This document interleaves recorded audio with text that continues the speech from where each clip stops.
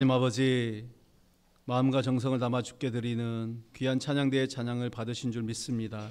온전한 주님께 온전한 찬양을 올려드리는 주의 자녀들 되게 도와주시고, 또 우리 한 마음으로 온전 한 뜻으로 주님께 예배하며 찬양 드리는 모든 주의 백성들의 찬양을 주께서 이 예배를 기뻐 받아 주시옵소서.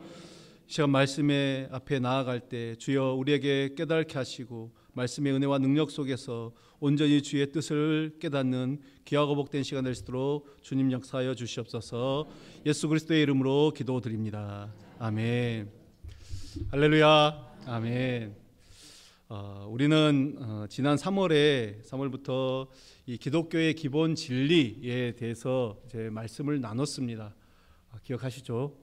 네, 그러다가 이제 4월 달에 고난주일, 부활주일 지나고 또 5월에 우리 가정의 달을 맞이하여서 잠시 멈췄던 이 기독교 기본 진리에 관한 말씀들을 오늘부터 또 다시 이어가고자 합니다. 오늘은 그 5번째 시간으로 이 믿음이란 무엇인가, 이 믿음의 주제를 가지고 함께 말씀을 나누도록 하겠습니다. 우리가 신앙생활하면서 이제 교회를 이제 다니신 지 얼마 안 되신 분들, 또 습관처럼 우리가 좀 그런 부분도 좀 익숙하지가 않죠. 또 우리가 늘 습관처럼 하는 이야기가 믿는다라는 그런 말을 사용하고 있습니다. 교회에서 아멘, 할렐루야 이런 용어들과 함께 또 자주 사용하는 말이 바로 이 믿는다라는 말입니다. 그래서 설교 중에 이제 우리 성도님들의 또 어떤 믿음, 신앙을 독려하기 위해서 믿으라 이런 말을 하기도 하고, 또 믿습니까? 라는 질문을 하기도 합니다. 그렇다면 과연 우리는 무엇을 믿습니까? 무엇을 믿는다는 것입니까? 이 세상에서 말하는 믿음과 성경이 말하는 믿음은 같지 않습니다. 그런데 많은 경우 우리가 이제 교회 안에서 믿는다라고 말할 때 이 세상에서 말하는 믿음, 그리고 성경이 가르쳐주는 믿음이 혼재되어 있습니다. 함께 이제 혼용해서 사용한다라는 것입니다. 그래서 오늘 우리가 이 성경적인 믿음, 이 진짜 믿음이 무엇인가를 말하기 전에 먼저 성경적인 믿음이 아닌 것이 무엇인지를 잠깐 먼저 한번 좀 살펴보기를 원합니다. 먼저는 자신을 믿는 것은 진정한 믿음이 아니죠. 우리가 어떤 사람들이 이제 자신은 뭐든지 할 수 있다라는 그런 이야기를 하고는 합니다. 누군가는 그런 이야기를 했습니다. 나의 사전에 불가능은 없다, 이런 이야기를 합니다. 근데 이런 사고방식으로 사는 사람들이 굉장히 많습니다. 세상의 문제들은 어떤 사람들이 일으키냐, 나는 뭐든지 할 수 있다, 나는 어떤 것이든지 다 할 수 있다, 이런 사고방식을 가진 사람, 즉 자신의 한계를 모르고 솔직히 소위 말하는 그 날뛰는 그런 사람들이 다 문제를 만들어내는 것을 보게 됩니다. 우리는 한계를 인정해야 되는 것이죠. 아무리 노력해도 안 되는 일이 있습니다. 내가 아무리 잘하려고 해도 우리는 연약한 존재들이죠. 약점투성이, 실수투성인 인간이기 때문에 우리는 어쩔 수 없는 한계가 있다라는 것입니다. 그리고 또 요행을 바라는 것, 이것도 믿음이 아닙니다. 어떤 일을 하면서 대책 없이 어떻게든 되겠지, 이런 마음으로 사는 사람들, 어떻게 보면 가장 위험한 사람들이죠. 이렇게 요행을 바라는 사람들이 이제 이 복권도 하고 도박도 하고 그러면서 어떤 땀 흘리지 않고 인생을 한 방에 역전하려고 하는 그런 사람들이 있습니다.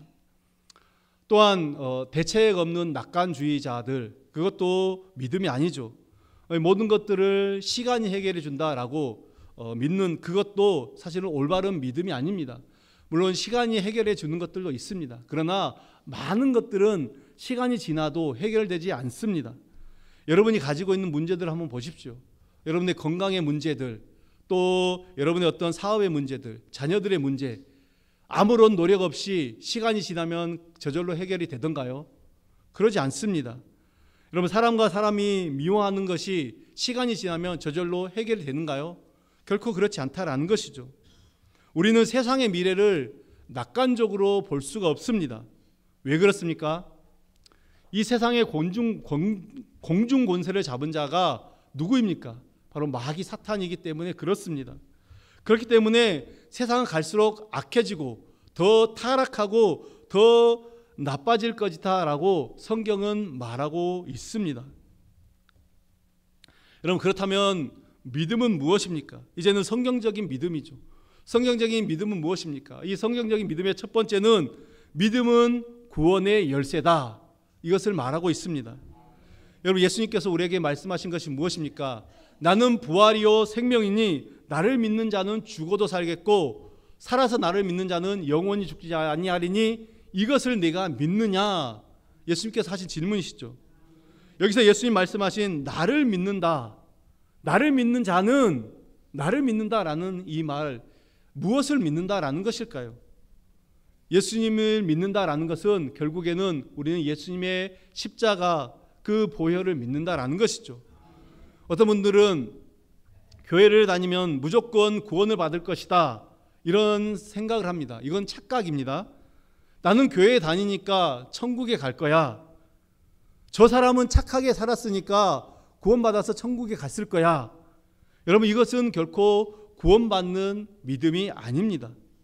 구원받는 믿음은 하나님의 아들 그 예수 그리스도가 십자가에 죽으심으로써 나의 죄를 대속했다, 이것을 믿고 그분을 나의 구주로 받아들이고 또 그분 앞에서 우리의 죄를 고백하고 회개하며 나아갈 때, 그것이 바로 구원받는 믿음입니다. 여러분, 어설프게 우리가 교회 다니면서 예수님에 대해서 몇 마디 들었다고 해서 그것이 구원받는 믿음이 아니다라는 것이죠. 그럼 여러분, 이 구원받는 믿음은 어떻게 생기는 것입니까? 성경은 이 믿음이 어떻게 생기는가? 들음으로써, 말씀을 들음으로써 생긴다라고 말하고 있습니다. 우리 로마서 10장 17절 말씀입니다. 함께 볼까요? 시작. 그러므로 믿음은 들음에서 나며 들음은 그리스도의 말씀으로 말미암았느니라. 아멘. 말씀을 들어야 우리가 믿음이 생깁니다. 말씀을 계속해서 들어야 우리 안에 믿음이 자라게 되어 있다라는 것입니다. 근데 이제 무엇입니까? 이 말씀을 듣고 이 말씀이, 그 말씀이 믿어지기까지가 쉽지 않다라는 것이죠. 믿어져야 믿는데, 그죠? 믿어져야 믿는데, 다시 말하면 믿으려면 믿어져야 하는데 이 믿기가, 이것이 쉽지가 않다라는 것입니다. 여러분, 이것은 결코 사람의 노력으로만 되는 것은 아닙니다.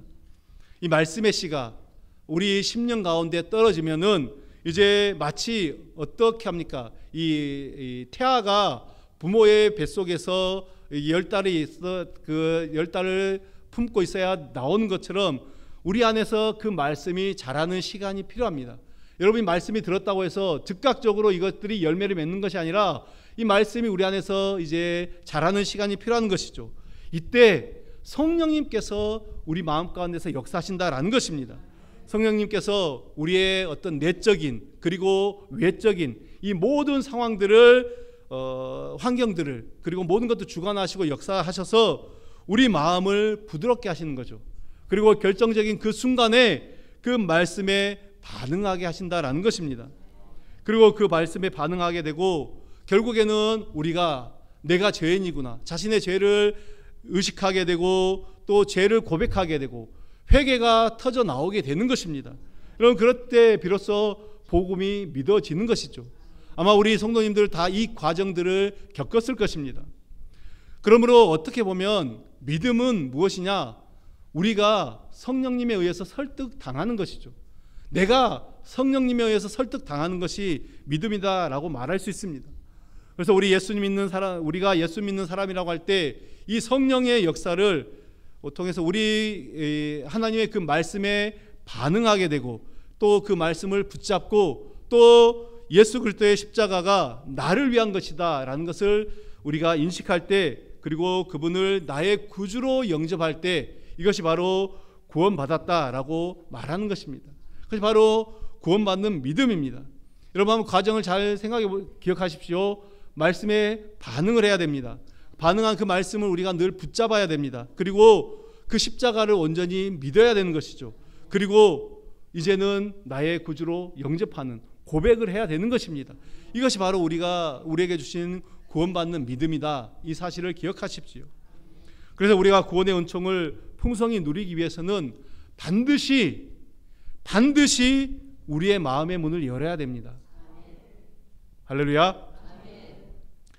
우리 마음이 말씀 앞에서 강팍해져 있어서 이 마태복음 13장에서 말씀하는 것과 같이 우리 마음이 길가와 같고 우리 마음이 돌짝밭과 같고 우리 마음이 가시덤불과 같다면 결코 우리는 생명에 이르는 그 구원을 얻지 못하게 된다라는 것입니다.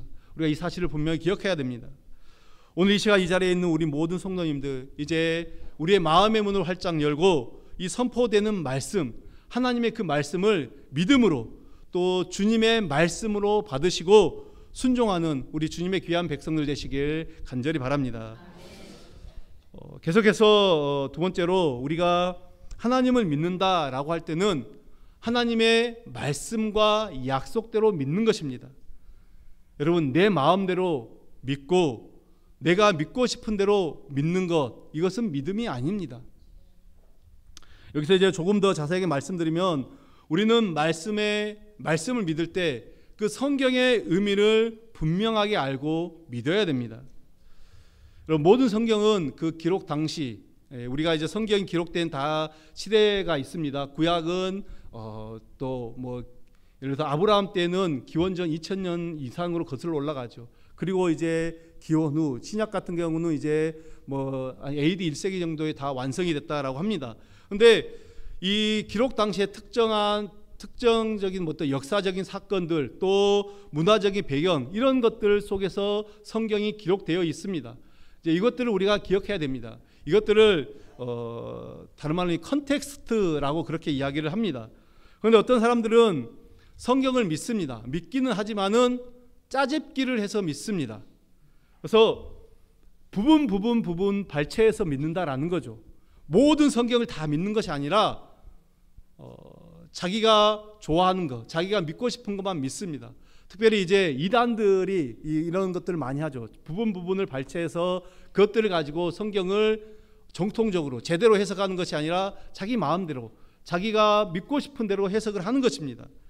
그래서 많은 사람들이 이렇게 성경의 어떤 전체적인 흐름, 그 컨텍스트 속에서 성경을 해석하는 것이 아니라 자기가 원하는 구절만 딱 뽑아서 믿는 사람들이 얼마나 많은지 모릅니다. 뭐 많은 그 예들이 있습니다만은 여러분, 예를 들면 이런 것입니다. 우리가 잘 아는 말씀을 예로 한번 들겠습니다. 내 시작은 미약하였으나 내 나중은 힘이 창대하리라. 여러분, 욥기 8장 7절의 말씀이죠. 성도님들 다 외우고 계시죠. 잘 아는 말씀입니다. 우리 크리스천 사업장에 가면은 웬만하면 이 성구는 다 붙어 있는 것 같습니다. 근데 여러분, 이 말씀이 사실은 좋은 의미에서 쓰여진 말이 아닙니다. 그냥 그 문장만 보면은 너무나도 좋은 말씀인 것 같습니다. 그러나 전체의 문맥을 보면은 지금 욥의 친구인 빌닷이 그 고난당하는 욥에게 와서 그 욥을 정죄하면서 하는 말 중에 나온 말입니다. 그러니까 처음에는 작게 시작한 사업이 번창하여 성공하게 될 것이라는 그런 의미와는 전혀 상관없는 그런 말씀이죠. 우리는 이 전체적인 상황 속에서 말씀을 해석하지 않고 부분을 찝어와서 사용하게 되는 경우가 너무나도 많다는 것이죠. 우리가 내 생각과 욕심에 맞는 그 말씀만 골라서 믿는 것, 이것은 믿음이 아닙니다. 우리는 말씀을 제대로 알아야 됩니다. 그래야 제대로 믿을 수가 있습니다. 이것이 올바른 믿음의 방향성이죠. 그래서 한번 성경들을 여러분 한번 자세히 보십시오. 성경이 축복의 말씀들이 있으면은 그 말씀을 늘 전제로 하는 것이 있습니다. 꼭 있습니다.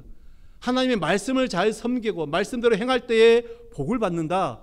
말씀을 잘 지켜야지, 뜻대로 살아가야지 하나님이 이런 복을 주신다. 반드시 그 말씀에 전제가 있습니다. 우리 한 것만 볼 수는 없다라는 것이죠. 이 믿음의 방향성이 너무나도 중요하다라는 것입니다. 자, 믿음의 방향성을 제대로 잡은 다음에는 이제는 무엇인가? 이 믿음의 크기가 중요하다라는 것입니다. 이 제대로 된 올바른 방향, 또 올바른 믿음을 가지고서도 큰 믿음과 작은 믿음이 있을 수 있다라는 것이죠. 여러분, 성경을 보면은 예수님께 믿음이 크다라고 칭찬을 받은 사람들이 있습니다. 특별히 이제 복음서에 보면은 이 믿음이 크다라고 칭찬을 받은 사람들을 대부분 뜻밖의 사람들입니다. 예수님과 3년 동안 동고동락한 베드로가 예수님께 이런 칭찬을 받았을까요? 베드로야, 네 믿음이 크다, 이런 칭찬을 받았을까요? 베드로는 이런 칭찬을 받은 적이 단 한 번도 없습니다.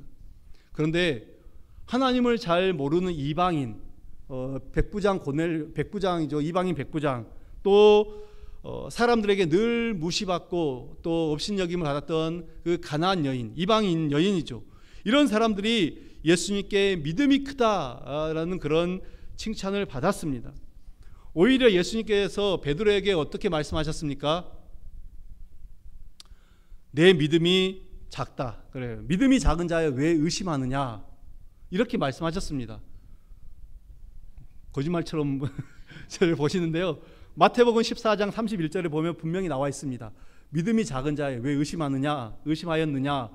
이 베드로가 무리로 걸어오시는 예수님, 그 예수님에 보고 예수님 저도 무리를 걷고 싶습니다. 그 걸어올 때 풍랑을 보고 이제 잠겨갈 때 예수님께서 분명히 베드로에게 하신 말씀입니다. 그래서 우리가 여기서 깨닫게 되는 것은 무엇입니까? 우리가 교회를 오래 다녔다고 해서 큰 믿음이 생기는 것도 아니고, 또 우리가 직분자라고 교회에서 중요한 직분을 맡고 있다고 해서 또 믿음이 큰 것도 아니다. 여기서 많은 봉사를 한다고 해서 큰 믿음이다, 이것도 아니다라는 말입니다. 그러면 큰 믿음은 어떤 믿음입니까? 여러분, 우리가 이왕 예수님을 믿는 거 큰 믿음을 가져야 되지 않을까요? 왜 그렇습니까? 큰 믿음은 구원을 받고 작은 믿음은 구원을 받지 못하기 때문에 그렇습니까? 그것은 아닙니다. 뭐 큰 믿음이라고 구원받고 작은 믿음이라고 구원을 받지 못하는 거, 이것은 아닙니다. 그러나 큰 믿음은 큰 은혜를 누릴 수가 있습니다. 여러분, 큰 믿음은 하나님의 큰 능력을 경험할 수가 있고요, 큰 믿음은 크신 하나님을 체험할 수 있기 때문입니다. 그래서 우리는 큰 믿음을 가지기를 소원해야 됩니다. 그렇다면 이 큰 믿음이라는 것이 어떤 믿음입니까? 여러분, 누가복음 7장에서 이 예수님이 이제 큰 믿음을 가졌다라고 말씀하신 그 백부장, 이 백부장과의 예수님과의 대화를 통해서 우리는 큰 믿음이 무엇인지를 깨달을 수 있습니다. 우리 자막을 통해서 누가복음 7장 6절부터 8절까지 말씀 함께 같이 봉독할까요? 시작. 예수께서 함께 가실새 이에 그 집이 멀지 아니하여 백부장이 벗들을 보내어 이르되 주여 수고하시지 마 내 집에 들어오심을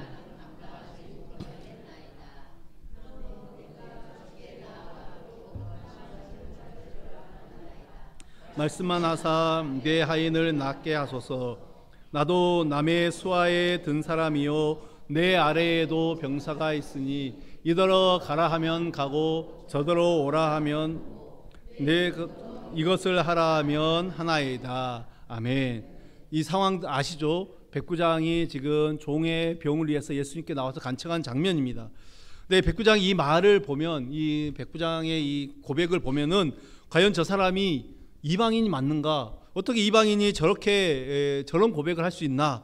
예수님을 기쁘시게 하는 그 고백을 하고 있는 것을 보게 됩니다. 큰 믿음의 고백이죠. 우선 이 큰 믿음의 핵심이 무엇입니까? 이 핵심은 주제 파악입니다. 겸손이죠. 겸손을 자신의 주제를 겸손하게 파악했다라는 것이죠. 로마 백부장은 감히 자신의 집은 예수님을 맞아들일 자격이 없다라고 고백하는 것입니다. 여러분, 그가 이렇게 고백을 하는 이유가 무엇일까요? 예수님이 갑자기 내가 너네 집에 가야 되겠다 하니까 우리 집 청소가 안 됐는데 당황해서 예수님을 모실 수 없습니다, 이런 고백을 했습니까? 아니죠. 이 로마 백부장의 이 어떤 지위에 있습니까? 로마 백부장은 그 지역의 치안을 담당하는 사람입니다. 꽤 높은 군인의 직급입니다. 휘하에 100명의 장수를 거느린 자가 백부장입니다.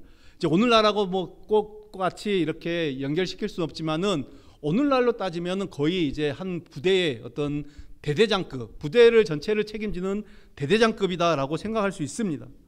굉장히 권력자 중에 한 사람이죠. 이 권력자의 집안이기 때문에 어떻게 보면 자랑스러워서라도 예수님을 초대하려고 합니다. 그럴 것입니다. 우리 집에 오십시오. 제가 기꺼이 예수님 대접하겠습니다. 이렇게 말할 것입니다. 그러나 백부장은 이런 인간적인 시각으로 예수님을 바라보지 않았습니다. 인간 사회에서는 모두가 부러워하고 모두가 우러러보는 백부장이지만 하나님의 아들이신 메시아이신 그 예수님을 모시기에는 자기 집이 너무나도 누추하고 초라하고 부족하다라는 것을 알았던 것입니다. 여러분, 이것은 백부장의 그 진심 어린 고백입니다. 그 겸손이었다라는 것이죠. 사랑하는 여러분, 우리가 겸손이라고 하면은 우리는 무조건 자신을 낮추는 것으로 많이 생각을 합니다. 그러나 진정한 겸손은 무엇입니까? 나의 자신을 낮추는 것도 겸손이지만 진정한 겸손은 나를 낮추는 것이 아니라 예수님을 높이는 것입니다. 이것이 굉장히 중요합니다. 왜 이것이 중요한가? 여러분, 예를 들어서 여러분 이제 회사에서 어떤 이제 문제를 해결하고자 할 때 우리가 이제 취하는 태도가 이제 예를 들어서 우리보다 직급이 높은 상사를 대하는 태도나 또 혹은 직급이 낮은 부하 직원을 대하는 태도가 분명히 다르게 되어 있습니다. 부하 직원은 내가 편하게 대할 수 있죠. 그래서 내가 원하는 시간에 내가 원하는 방법대로 일을 지시하고 일을 해결할 수가 있습니다. 그런데 상사에게는 어떻게 해야 됩니까? 내가 마음대로 결정을 하고 마음대로 통보할 수가 없죠. 문제가 무엇인지를 반드시 알려드려야 되고 어떻게 문제를 해결하면 좋겠는지를 물어봐야 됩니다. 이것이 이제 문제 해결의 방법이죠. 그런데 오늘날 많은 사람들이 우리가 자신의 문제를 해결해 달라고 우리 주님 앞에 나아갑니다. 하나님 앞에 기도하면서 나아갑니다. 그런데 그 믿음은 이게 나아가긴 하지만 그 믿음은 하나님을 마치 부하 직원처럼 대하듯 한다라는 것이죠.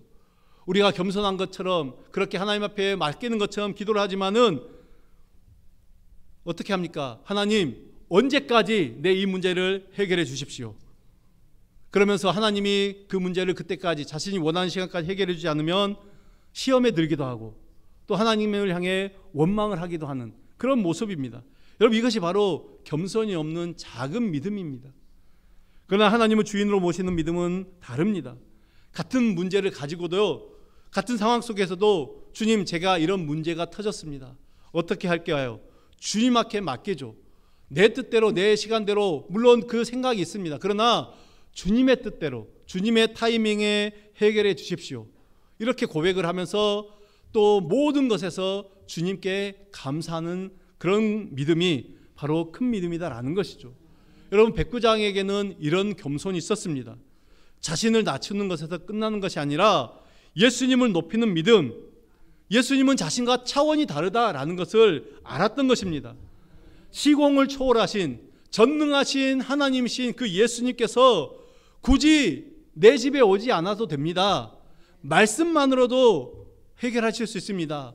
예수님은 모든 문제 위에 계신 분이시기 때문에 말씀만으로도 병이 나을 줄 믿습니다. 주님 그 권능을, 그 능력을 믿습니다. 이 고백을 가지고 나온 것입니다. 진심으로 예수님을 높여드리는 겸손이 바로 백부장의 믿음입니다. 여러분, 하나님을 하나님으로 인정하고 고백하는 그 믿음, 여러분, 저와 우리 모든 성도님들이 이 믿음의 고백을 주님께 올려드리는 귀한 시간 되길 바라겠습니다. 사랑하는 여러분, 오늘 우리가 읽은 본문 1절의 말씀처럼 믿음은 바라는 것들의 실상이요 보이지 않는 것들의 증거라는 이 말씀을 우리는 분명히 아셔야 됩니다.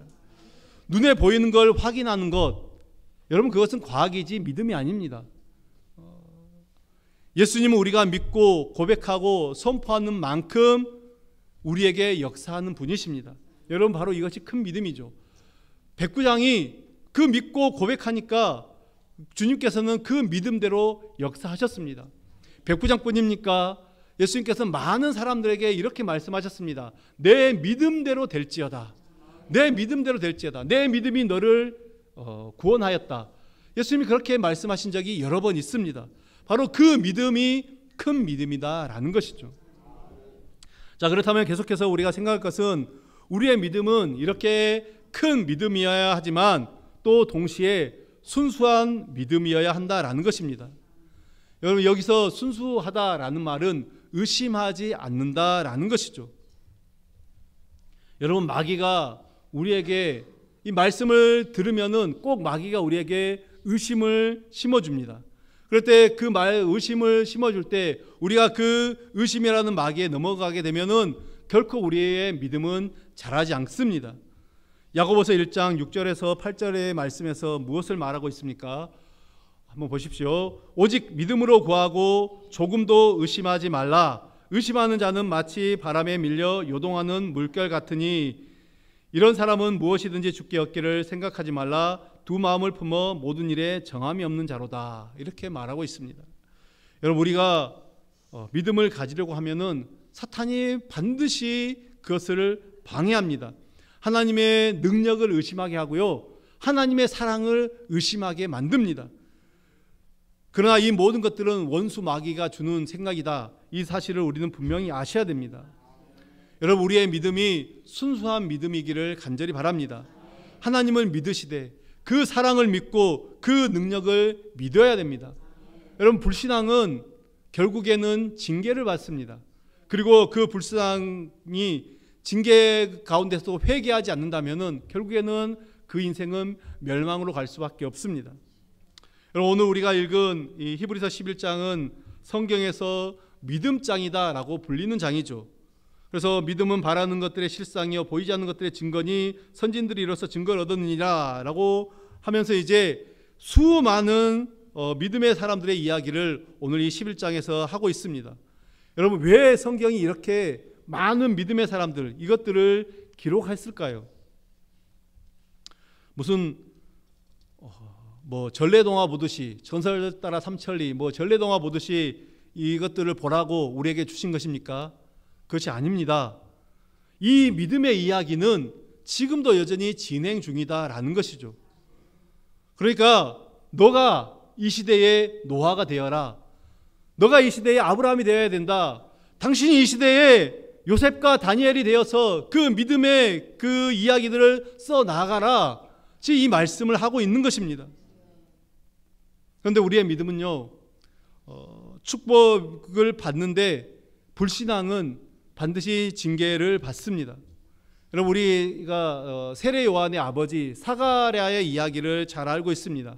이 누가복음 1장에 보면은 이제 사가랴가 하나님께서 천사를 통해서 주신 그 말씀, 이제 아들은 잉태하게 되고 낳게 될 것이다. 이것을 불신하게 됩니다. 믿지 않았습니다. 그래서 어떤 징계를 받았습니까?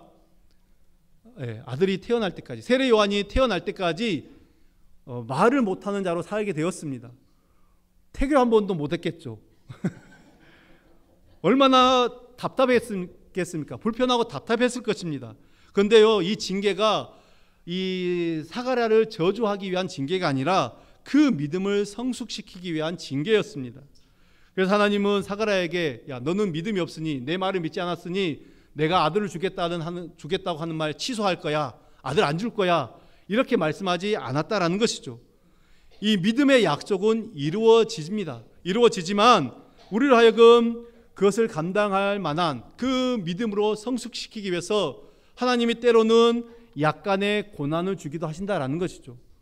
믿었으면은 그런 일이 없었을 텐데, 바로 믿었으면은, 순종했으면은 그런 고난이 없었을 텐데, 믿지 못하니까 하나님께서 그런 고난을 주셨다라는 것이죠. 우리가 이것들을 믿음으로 받아들이고 또 은혜롭게 잘 감당할 수 있길 바랍니다. 여러분, 우리가 믿지 못할 때 우리에게 오는 그런 시련과 어떤 고난들을 믿음으로 잘 감당해야 됩니다. 그리고 다시금 믿음으로 반응할 때 하나님은 우리에게 놀라운 축복을 주십니다. 그래서 우리가 믿음으로 살고자 할 때는 언제나 이 믿음의 갈등이 있다라는 사실을 기억해야 됩니다. 자, 그러면 이제 이 믿음의 갈등의 문제도 우리가 조금 더 살펴보고 넘어가겠습니다.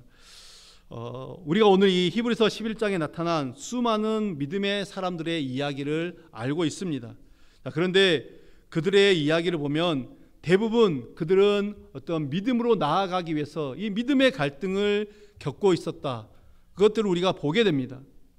사실 하나님이 우리를 통해서 나에게 사명을 주시고 그래서 내게 무슨 일을 맡기실 때는 반드시 우리에게는 이 믿음의 갈등이 동반되게 되어 있습니다. 우리는 이 믿음의 갈등을 경험하게 된다라는 것이죠. 하다못해 교회에서 봉사 하나 하는 것, 하나 섬기는 것, 뭐 직분 맡는 것, 이거 하나조차도 우리에게는 믿음의 갈등이 오게 됩니다. 그래서 여러분들 많이 그러시잖아요. 뭔가를 맡아달 권면하면은 처음부터 오케이 그렇게 하겠습니다 하는 분들 별로 못 봤습니다. 왜요? 믿음의 갈등이 생기는 거거든요. 그 어떻게 해야 될까? 하나님께서 원하시는 뜻은 알지만은 자꾸만 내 생각, 내 뜻과 뭔가 맞지 않으니까 갈등을 하게 된다라는 것입니다.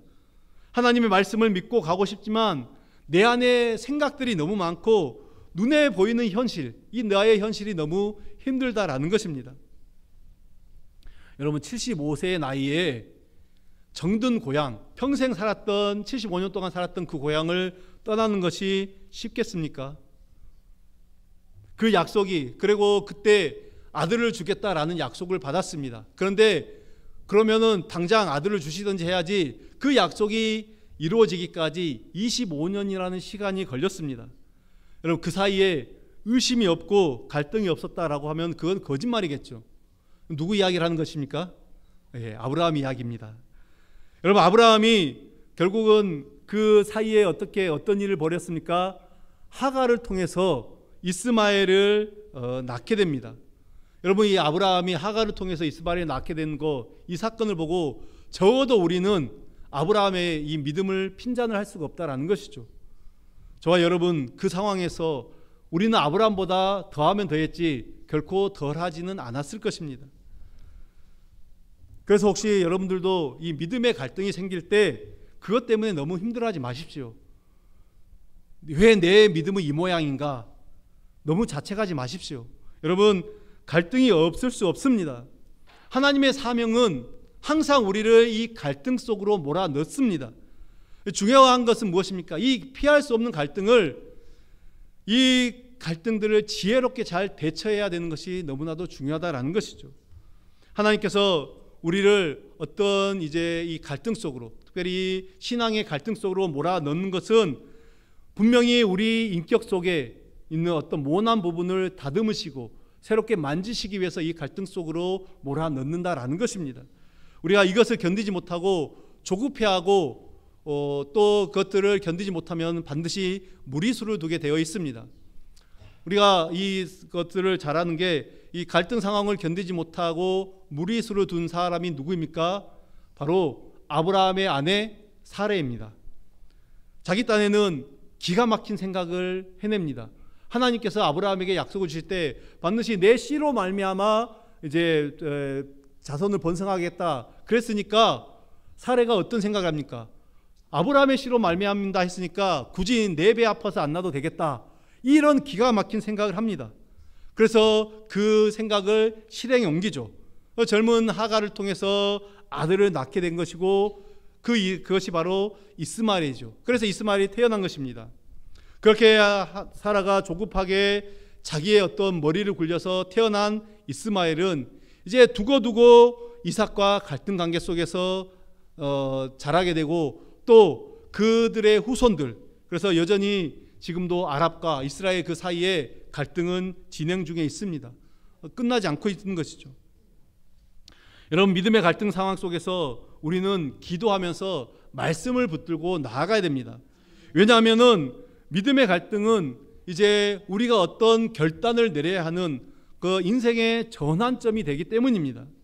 이 전환점에서 어떠한 반응을 보이느냐에 따라서 우리가 하나님의 위대한 일에 동참하고 하나님 위대한 일에 쓰임받는 일꾼이 되는가, 아니면 그냥 살던 대로 그대로 계속 살면서 하나님의 일과는 상관없는 자로 살아가게 되는가, 이것을 결정짓게 된다라는 것입니다. 이 시간의 압박이 좀 있지만 우리는 이 믿음의 조상 아브라함의 이야기를 조금 더 하면 좋겠습니다. 아브라함이 여러분 얼마나 어렵게 아들을 낳았습니까? 하나님의 약속을 받은 지 25년이 지나서 이제 이 100세 때 아들을 얻게 되었습니다. 그런데 어느 날 이 아들이 이제 건강하게 잘 자라는 이것을 이제 마지막 노년의 낙으로 살고 있는 이 아브라함에게 하나님께서 또 엄청난 믿음의 도전을 주시죠. 그 아들을 제물로 바치라고 합니다. 다시금 이제 믿음의 결단이 필요한 시간입니다. 여러분 이것이 얼마나 청천벽력 같은 소리입니까? 아브라함의 마음이 어땠을까요? 성경은 그것을 분명하게 기록하고 있지 않지만 모르긴 몰라도 밤새 그 말씀을 듣고 나서 밤새 울면서 잠도 자지 못했을 것입니다. 그러나 아브라함은 어떡합니까? 다음날 아침에 일찍 일어나서 이삭을 데리고 하나님이 말씀하신 모리아 산, 그 모리아 땅의 그 산으로 걸어가게 됩니다. 여러분, 가는 길이 3일이 걸렸습니다. 이 3일 동안에 얼마나 많은 갈등들이 있었을까요? 그런데요, 성경을 잘 보면 그 마음은 괴롭지만은 그의 몸은 계속해서 움직이고 있었습니다. 하나님, 잠깐 저한테 생각할 시간 주십시오. 하루 이틀만 생각할 시간 주십시오. 이렇게 말하지 않았다는 것입니다. 즉각적으로 순종했습니다. 나아간 것이죠. 여러분, 바로 이것이 믿음의 순종입니다. 내가 100% 확신이 있어서, 내가 100% 성령 충만해서 순종하는 것이 아닙니다. 때로는 20, 30% 아주 작은 확신만 있고 70%, 80%의 갈등이 있고 고민이 있어도 그래도 몸이 순종의 방향으로 움직이는 것, 여러분, 그것이 온전한 믿음입니다. 내 감정과 내 이성은 아직도 갈등 상황이지만 하나님의 분명한 말씀이 있기 때문에 몸이 순종하고 있고, 또 그 몸이 움직였기 때문에 내 감정과 내 이성에도 불구하고 움직였기 때문에 순종할 때 비로소 깨닫는 그 하나님의 은혜가 있다라는 것, 우리는 아셔야 됩니다. 여러분, 그래서 순종은, 믿음은 사실은 쉬운 것이 아닙니다. 이 믿음의 갈등 상황에서 중요한 것은 몸을 움직여서 계속해서 그 순종의 방향으로 나아가야 된다라는 것입니다. 마음에 내키지 않고 내가 할 수 없을 것 같은 상황 속에서도 계속해서 하나님의 뜻을 따라 나아가는 것이죠. 여러분, 이때 중요한 것은 바로 인내입니다. 참는 것이죠. 기다리는 것이죠. 이러한 믿음의 갈등 상황 속에서 하나님은 우리를 점점 더 큰 믿음, 올바른 믿음으로 우리를 성장시키고 성숙시키실 줄 믿습니다. 여러분, 아브라함이라고 처음부터 믿음이 강했습니까? 아닙니다. 여러분, 여호수아가 처음부터 100% 확신을 가지고 담대하게 나아갔던 것은 아닙니다. 여리고를 무너뜨리기 위해서 하나님께서 말씀하신 그 방법, 여러분 100% 확신을 가지고 있었을까요? 성경은 그렇게 다른 것들은 말하지 않습니다. 그런데 여호수아가 아래쪽에서, 지금 성 아래쪽에서 돌 때 그 성 위쪽에서 혹시 누가 돌이라도 던지지 않을까, 혹은 화살이라도 쏘지 않을까, 이런 불안한 마음이 저는 있었을 것이라고 생각합니다. 성경에는 그것들을 말하지 않습니다. 그렇기 때문에 제 말이 다 맞는 것은 아니지만 분명히 인간적인 생각에서 보면은 그런 불안한 마음이 있었다라는 것이죠. 그럼에도 불구하고 믿음으로 그 몸을 움직여 나아갔던 것입니다. 하나님은 이런 작은 믿음의 경험들을 통해서 점점 더 큰 믿음으로 우리를 만들어 가시고 우리를 책임지시는 분이십니다.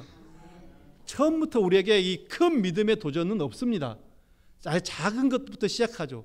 하나님께서 작은 것들을 잘 믿음으로 잘 통과하면은 조금 더 큰 것들을 우리에게 허락하시고 그것들을 통해서 우리의 그 믿음의 그릇을 키워간다라는 것입니다. 그리고 우리가 믿음으로 나아가는 것만큼 하나님은 우리를 책임져 주십니다. 하나님의 말씀을 믿고 그 하나님의 약속을 믿고 나아갈 때 하나님께서는 반드시 우리의 인생을 책임져 주십니다. 그러나 내가 믿지 않고 주저앉아 버리고 내가 순종하지 않으면은 하나님은 우리를 책임지지 않습니다. 그때는 내가 나를 책임져야 됩니다. 그러면 내가 하나님을 믿는 만큼, 하나님이 책임지는 만큼 그때 우리에게 평안이 찾아오게 되어 있습니다. 그러나 믿지 못하는 만큼, 그러면서 내가 책임져야 되는 만큼 우리는 불안함과 싸워야 되는 것입니다. 여러분, 그것은 우리의 선택이죠. 그래서 믿음이 커질수록 우리는 평안해지고 담대해지는 것입니다. 믿음이 커지면은 이제는 아무리 어려운 시험이 오더라도, 어떤 어려움이 고난이 오더라도 담대하게 그것들을 이길 수 있습니다. 그러나 믿음이 작으면 정말 조그마한 일에도 우리가 이리 휩쓸리고 저리 휩쓸리고 무너지고 넘어지게 되어 있습니다. 오늘 본문 6절을 보십시오. 믿음이 없이는 하나님을 기쁘시게 할 수 없다라고 말하고 있습니다. 우리가 하나님을 기쁘시게 하는 방법은 우리의 믿음이 있어야 된다라는 것이죠. 교회를 오래 다니는 것도, 여기저기 봉사를 많이 하는 것도, 헌금을 많이 하는 것도 하나님을 기쁘시게 하는 것이 아니다. 하나님을 기쁘시게 하는 것은 믿음입니다. 어떨 때 하나님이 기뻐하십니까? 우리가 하나님을 그 하나님으로 인정해 드리는 믿음, 하나님은 나의 부하 직원을 대하듯이 대하는 것이 아니라 정말 내 삶의 주인으로 인정해 드리고 그 하나님을 온전히 믿음으로 나아갈 때 그것을 하나님께서 기뻐하시고 우리에게 다른 모든 것들도 더하여 주시는 줄 믿습니다. 그런 우리의 믿음을 보시고 하나님께서는 성령의 임재와 부흥을 우리에게 허락하여 주시고 성령의 능력을 부어 주실 것입니다. 여러분, 오늘 우리가 이렇게 함께 신앙생활하며 함께 이곳에 모여 예배를 드리지만은 다 같은 성령의 임재, 다 같은 하늘의 능력을 누리는 것은 아닙니다. 큰 믿음이 있어야 됩니다. 그것을 받아들이고 그것을 고백하는 그 믿음이 있어야 된다라는 것입니다. 사랑하는 여러분, 이왕 예수님을 믿는 인생, 이제 큰 믿음으로 날마다 신앙의 어떤 승리의 기쁨을 누리며 살아가는 우리 모든 주님의 백성들 되시길, 우리 주님의 거룩한 자녀들 되시길 간절히 축원합니다. 기도하겠습니다.